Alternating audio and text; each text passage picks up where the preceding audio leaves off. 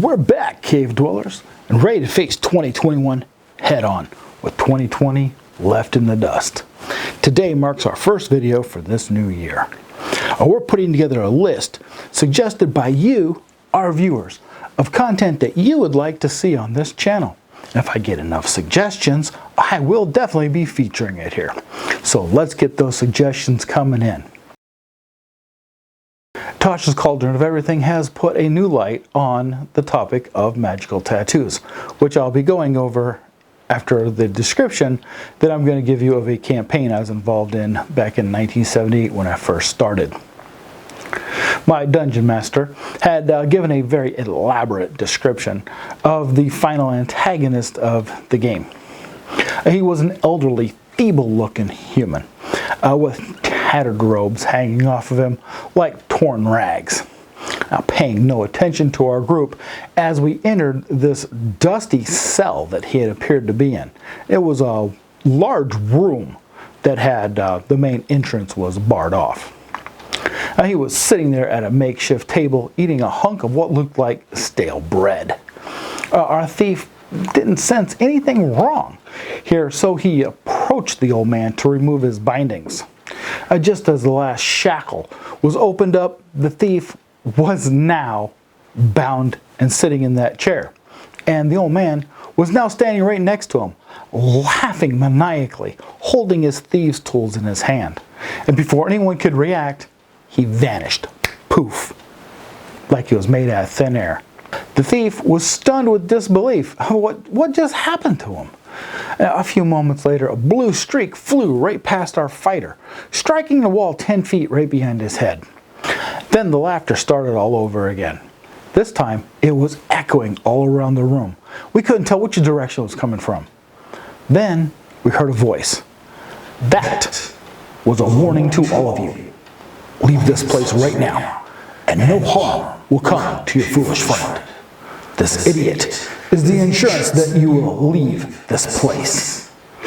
His life will be spared, but he will forever be mine. Now, be gone with you. Then a door appeared out of the wall.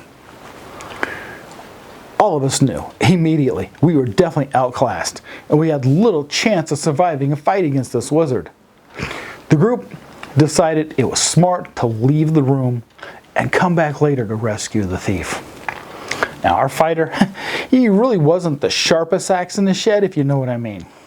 So, before leaving the room, he glanced around, and he saw what looked like a shimmer where he thought the wizard was standing. With his bastard sword in hand, he took a swing, just missing his target. Then, it was game on.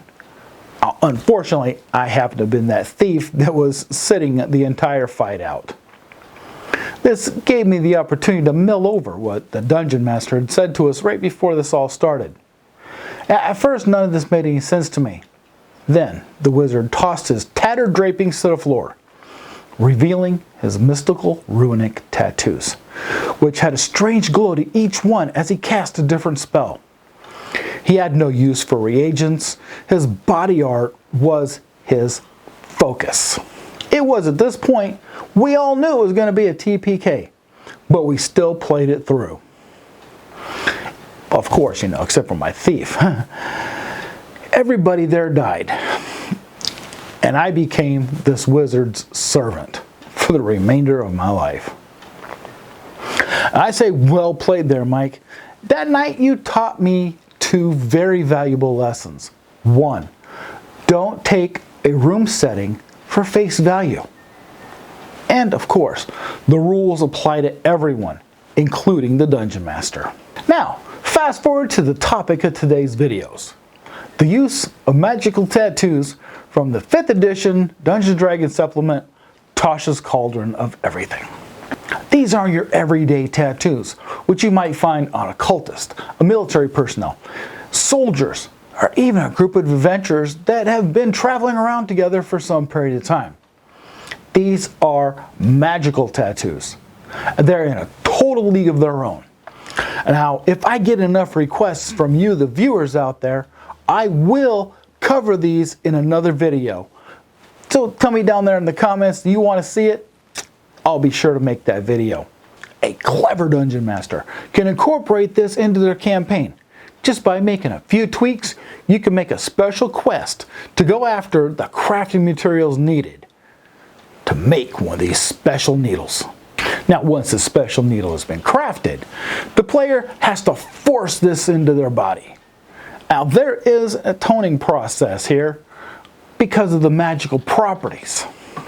Once the specific number of charges has been used up for these magical tattoos, it reverts back to its needle form and leaves the host body. And then, it's really interesting, you could take this tattoo and someone else can put it into their body. I find that to be very interesting. So what that means is once player A has used up the tattoo, player B can now use it if desired. Now, a clever dungeon master might also include a list of side effects, simply because this is a foreign object being inserted into your body causing trauma. This should be expected anyway, unless you say magical items don't cause any damage.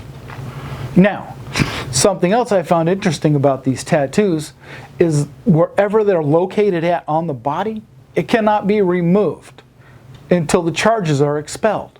So who's to say you can't hack somebody's arm off and then use those remaining charges for yourself?